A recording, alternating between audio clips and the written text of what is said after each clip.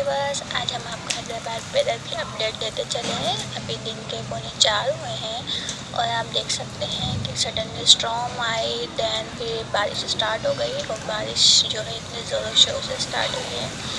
अल्लाह ताला रहम करे हमारे मुल्क पे, हमारे पाकिस्तान पे, और उस बारिश को हमारे लिए बारिश से रहमत बना कर रखे। आप देख सकते हैं किस कदर खूबसूरत वेदर हुआ है, बट एहतियात भी ज़रूरी है। और लाइट तो सुबह 5 बजे से ही नहीं है, क्योंकि सुबह 5 बजे भी तेज़ आंधी आई थी। लेकिन अब जो आंधी के साथ बारिश आई है वो आप देख सकते हो कैमरे में क्लियरली। मौसम बहुत जल्दी जो है चेंज हो गया। बहुत शदीद गर्मी थी हैदराबाद में काफ़ी टाइम से, और आज आप देख सकते हैं हैदराबाद का